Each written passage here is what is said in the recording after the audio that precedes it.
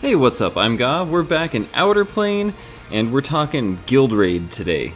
Things have been a little bit busy for me at work. This is pretty much the first opportunity that I've had to sit down and record anything in a while. Otherwise, I would have liked to get this out a little bit earlier. But it's also taken me a little bit of time to find consistent, high-scoring teams for this fight, because let me tell you right off the bat, Ksai is probably the least fair Guild Raid boss that we have. I also would have liked to have done my Outerplane versus Epic 7 comparison video today, but things at work have been a little crazy, so I do apologize for that. So we're going to go ahead and talk about Guild Raid here. I want to do this to kind of help out anyone that's still struggling, as well as talk about some things that could be better about this specific guild boss.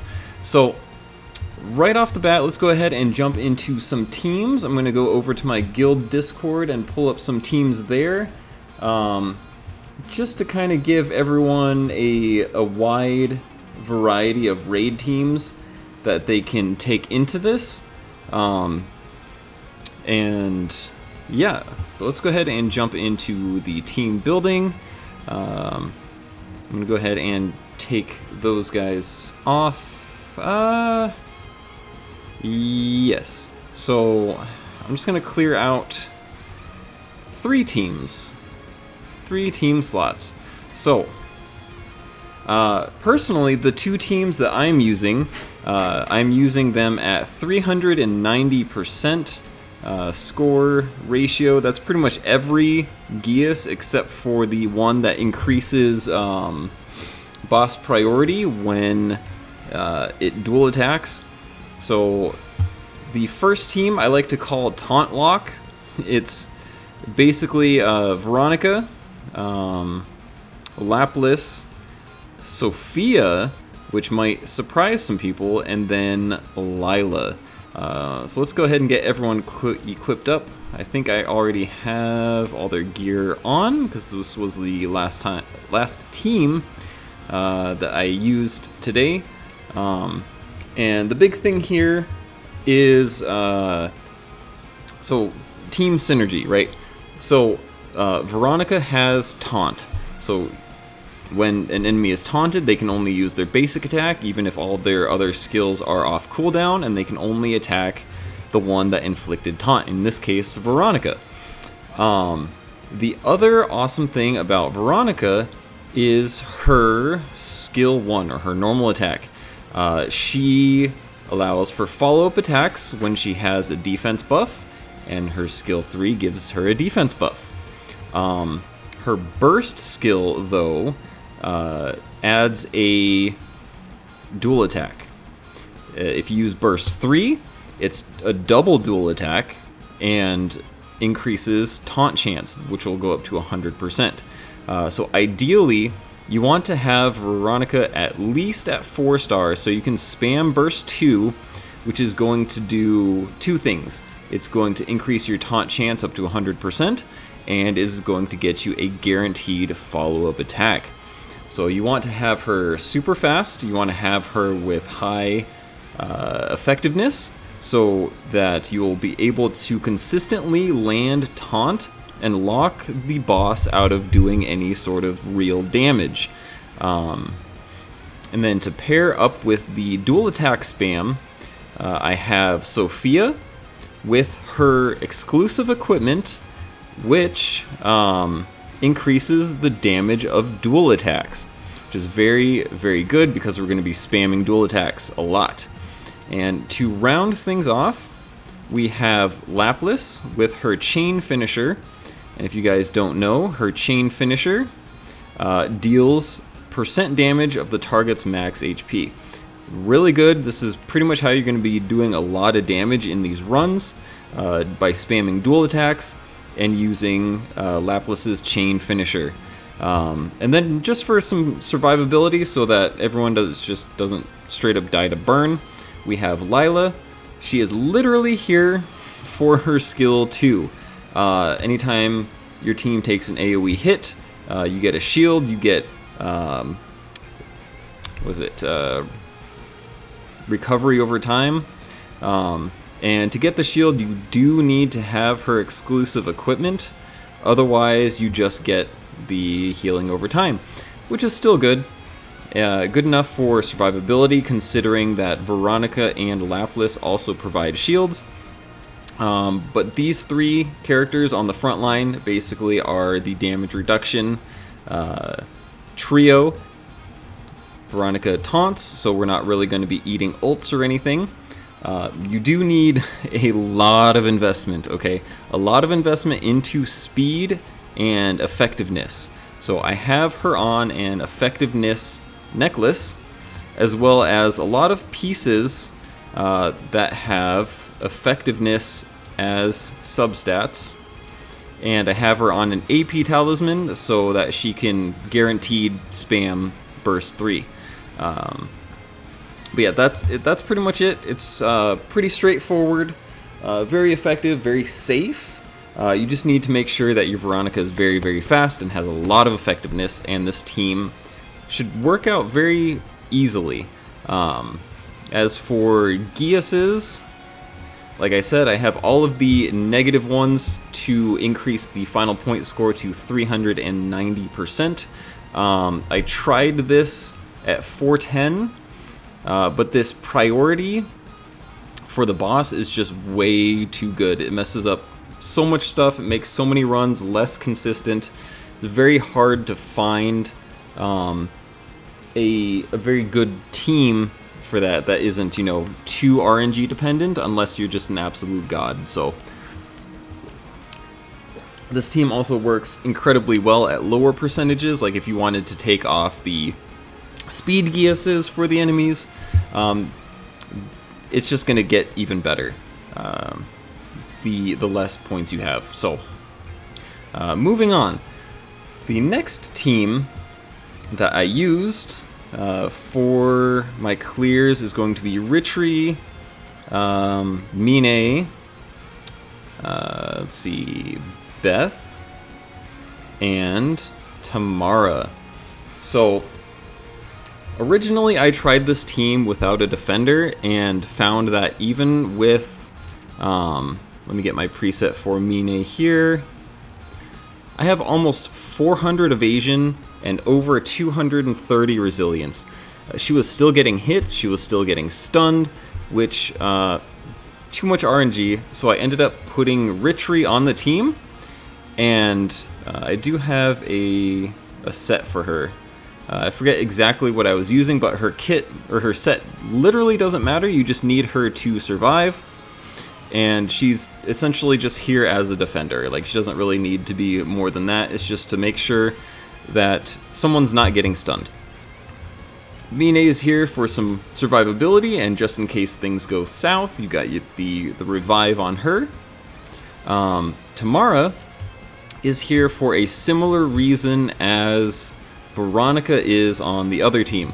With Tamara's skill 3, she increases cooldowns. So that means you can delay the boss's skill 3, which is a one-shot move, until you're able to, you know, either break the boss or enrage the boss. You know, you really want to play around reducing, or delaying the cooldowns, as well as timing either a break or an enrage so that the boss essentially skips their turn and you avoid the one-shot moves. That's what she's here for, as well as the increase to crit rate, crit damage, and effectiveness. The effectiveness is all very nice when paired with Beth, which you'll see in a sec, and dual attacks are always good. So for Beth is literally the main DPS, essentially the only DPS, and I want to show you guys a screenshot real quick. Let me see if I can pull this up so that you guys can see. This is my damage from my last raid using Beth. She is literally doing all the damage. She is carrying this team. Whoop. Got some notifications. Sorry about that. But yeah, she is literally carrying the entire team. And yeah, so this is a Beth team. I need to update my preset, but yeah. So Beth has some HP cutting skills. Let's go ahead and take a look real quick and see why she's so good here. So this increases penetration, this inflicts bleeding, and increases damage based on her penetration, and this is going to deal 5% of the target's max health. So she's literally just here to penetrate, bleed, do damage. Having the extra effectiveness from Tamara helps her land some bleeds. And I'm running her on a penetration set with a penetration necklace and a weapon that increases damage based on enemy health if she's doing a single target, and 2 out of 3 of her attacks are a single target. So she's literally just going to be slashing through the enemy's defenses. And yeah, she's literally carrying the entire team. So reduce the boss's cooldown, survive, slash. It's very simple. Both these teams are very simple. I found them to be very safe. They have a lot of fail safes and a lot of options to delay the boss's ult, delay the boss's skill 3, kind of freeze their turn a little bit.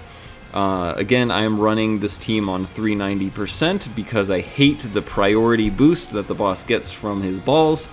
It's absolutely obnoxious, and to make things a little bit less stressful, I just took it down to 390. So, other teams. I wanted to kind of share with you guys some other team ideas that you could be using. I still have everyone on water. So some things you guys can use, things you guys should avoid. So let's start with the avoid. So characters with non-attack skills, characters that have a buff that aren't part of an attack, like Cindy, like Valentine, they are going to get punished in this fight. Like if you read the kit, what I'm talking about is not going to be in this kit. It was kind of like a ghost buff. I guess you can kind of read it like in combat. But apparently last time Ksai was around, this didn't exist, and it was supposedly a bug. But Ksai has a counterattack or an agile response when an enemy uses a non-attack skill. He retaliates with his skill 1, which can inflict burned and stunned. Super not fun. Like it essentially makes all kind of buffers and a lot of healers less viable for this fight for sure. So definitely avoid doing that. Some other recommendations though, Adeli. Adeli, if you don't have someone like Rin, is a decent water striker. I say decent, but in my experience, she's been incredibly mediocre, and personally, I don't like her. I'm probably going to save up for a reset stone and reset her, honestly. But she is an option. People in my guild have had success using her. She's not terrible. And then someone that I was actually thinking about trying out is Lily. And that is literally for some of her skills. So maybe paired with Sophia, who has her exclusive equipment. This dual attack chance goes up with more investment into the skill, but this is another way to get more dual attacks. This, her skill 1 can inflict marked, which is a DPS increase for your team. And reducing attack, I guess, is okay. Let's see here, and more marked chance. So yeah, Lily is a pretty solid support for this fight. She's not bad. And then if you have Rin, which I do not, Rin is absolutely amazing for this fight, so definitely try to use her on one of your teams. Now, for non-water teams, let's say you don't have enough characters on your team to do 2 mono-water comps. So let me take the water search only off. Demi Stella is obviously an amazing pick. So her chain finisher is very similar to Laplas's. It does a little bit more damage. Stella also has revenge and massive AoE, so she can clear out those pesky balls very easily, pretty much by herself, while doing big chunks of damage to the boss's health with her chain skill. Definitely an easy include into a non-mono water comp. I've also had success pairing the 2 Demi characters together. If you just need some more DPS, Demi Aste is actually quite good in this fight, in my experience. I've seen some of my guildmates have success with Tio on their team, and even Valentine. This seems kind of weird. I know I told you guys to not use, buffers that don't buff through an attack, but my guild lead has actually posted a auto team. It functions at 235%, and it is literally this team that I have on the screen right here.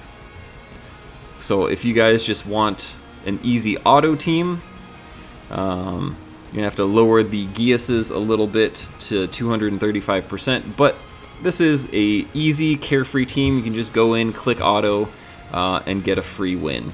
So something like that is definitely nice, especially if you guys are experiencing the stress of raid bosses, especially given Ksai is easily the most stressful boss in the entire game to fight. Now, moving on to some other teams that we can kind of take a look at here. Well,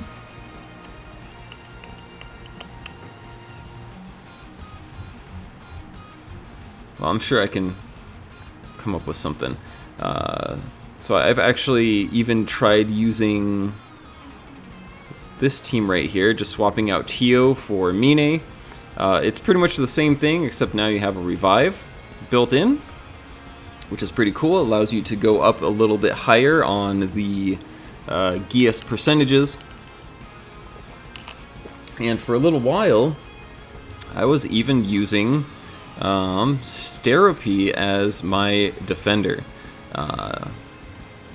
And I used her as the starter so that I could have some cooldown reduction just in case things went south and I needed multiple Mine revives. This team felt very safe. Literally everyone's reviving all the time. Steropy has a buff in her skill 1 that increases damage dealt for all enemies. So stacking that up felt pretty good. Now, there was a mono fire team last time around that I don't think is viable anymore. It used K as the defender lead with Claire, if I can find her. I'm just gonna sort by all fire.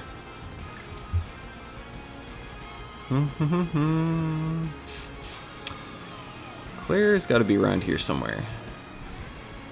There she is.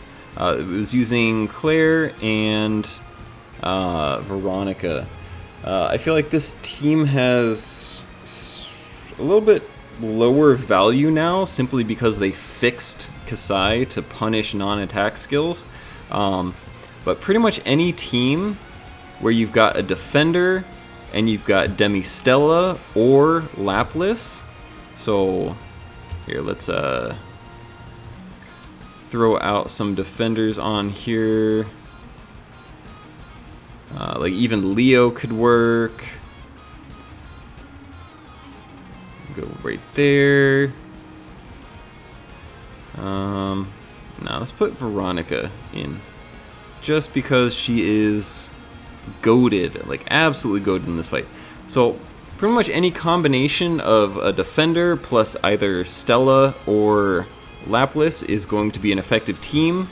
You could even, if you have her, you could use OG Stella, wherever she is, if I can find her, here we go. You can use these two together because they are immune to stun, they have revenge, and like this is an effective core if you don't have a defender that you want to bring to the fight. You could even do, you know, something like, I don't know if Tio's going to be good here, but let's say, let me take a look here.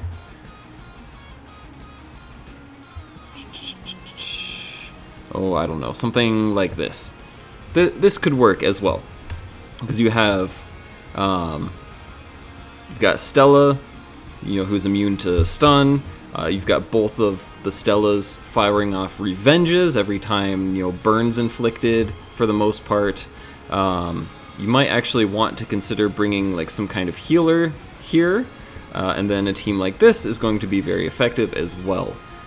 So there's a lot of options you guys can use to build teams, but like I said, HP percent damage like Beth, Lapis, Demi-Stella, a defender, some sort of survivability, some way to taunt the boss or reduce their cooldown, is all, you know, a good recipe for a high scoring team.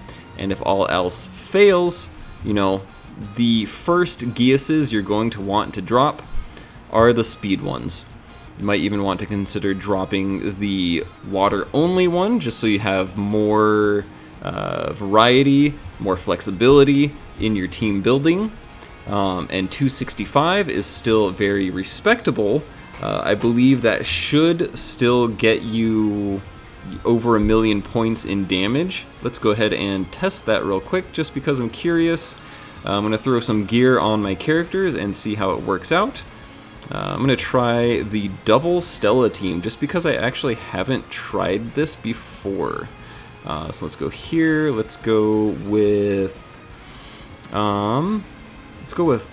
Beth and Mine. Make sure everyone's got equipment. Yeah, we'll use her old build. That seems fine. We're going to need a build for Stella. Stella. She can use Tamara's build. I think that should be A-okay. And then Stella should already have gear on. That'll be fine. Mine should already have gear on. And while we're at it, I'm just going to adjust Beth's gear real quick because I found a little bit more optimized gear to run with Tamara. Let's see. She's going to use my other Sunfire as well as my penetration necklace, and we should be off to the races. Should be a perfectly viable, easy clear, I would imagine. It is going to take a little bit of investment as far as gear goes, but even if your gear isn't super amazing, this should still work out pretty well, I would imagine. So we got everything set up. Let's go ahead and enter a practice battle. I'd imagine I could almost even auto this, but let's go ahead and find out. Probably not going to auto it, FYI. I think we should be fine to not auto it. Let's go ahead and start off with a skill 3.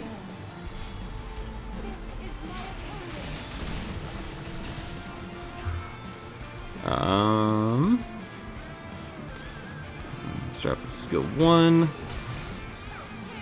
Then we will go with a skill 2 on Beth. And skill 1 here. Okay, so we knocked back the priority a little bit. And we should be getting double counters here. Yep. Real nice. Cool. And then we just throw out a skill 1 here. And ideally, we get these balls broken. See, like, the power of double revenge for this team is just really nice.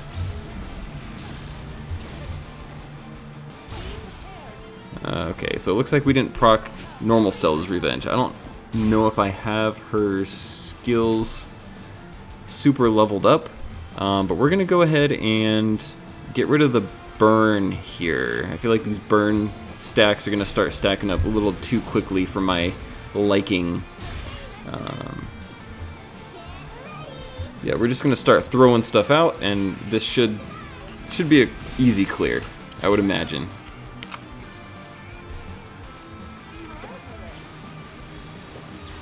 Okay, so we're already 8 turns in. As long as we can start getting some chain skills off, we should be good to go. Let's see. Yeah, let's go ahead and push their priority back a little bit more, hopefully. And we got... okay. Yeah, let's just throw out the skill 2. See, we're doing some pretty solid damage already. Throw out a chain skill right here.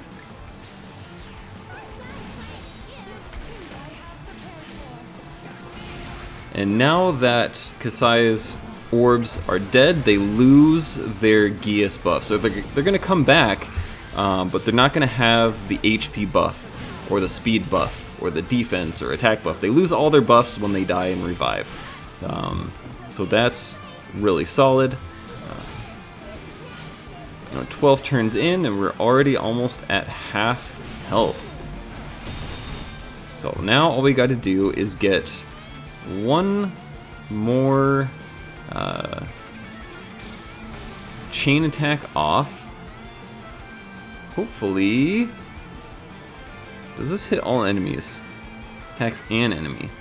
Okay, so we're gonna steal his buffs, hopefully.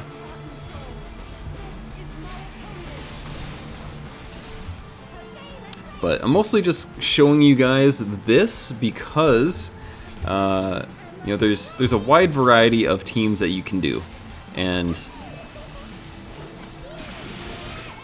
if you're struggling, there's gonna be a team for you guys,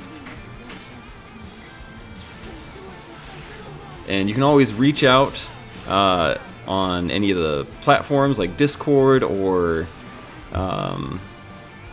anything like that. If you guys need help with your raid teams or your team builds or like mechanics, any kind of recommendations, comments are always open, Discord's always open. Definitely willing to help you guys out if you need it. So yeah, let's go ahead and use this for the extra chain points. And this is going to be a big damage hit right here, if it crits. If not, still very good.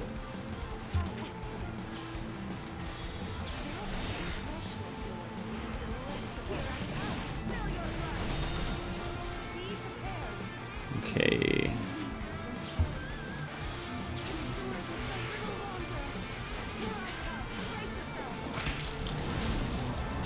Alright, so we're not too far off from a win now, and we're still well within the turn limit as well. So this team looks like it's performing acceptably, especially at this point level. And like I said, this should be an easy million points. Now let's see, the question is, let's go ahead and throw out this. I think we just go ahead and send it. We're so close to the win. All we need is this and maybe another chain skill and then like one more attack, and then I feel like we got it in the bag. We might not even need the full chain, but we're gonna go ahead and send it anyway. Yeah. Yep. Right? Well within the turn limit. Very safe, very solid, good damage. And 1.3 million. If you're hitting 1.3 million 2 times every single day, you're gonna get a good raid score. So this is incredibly acceptable. Everyone's damage is good. Felt very safe, very clean. But yeah, I think that's going to wrap up today's video. Well, except for my complaints about this boss. If it were up to me, I would make it so that Ksai only revives his orbs or his spheres or his balls, his minions, whatever you want to call them, only revives them when he enrages, not every single time he takes a turn. That seems a bit excessive. Let's see here. Where does it say? Yeah, right here. Resurrects all spare cores at the start of a turn and increases their priority. So either only make this revive when the boss enrages, or don't include the priority, because this boss has literally everything in his kit. It makes things incredibly RNG, unless you're running at very low Geas point modifiers. It's caused me a lot of stress. It's caused a lot of my guildmates a lot of stress, you know, trying to tackle this boss optimally at high point levels. But if you guys want a low stress run, this team works. Also, the auto team at, was it 235%? Also works pretty good. I think 235 is going to get you like 1.2 million points, which is still pretty good. Can't complain about that. But that out of the way, that is definitely it. I'm going to get out of here. You guys have a great rest of your day, and we'll see you in the next video. Peace.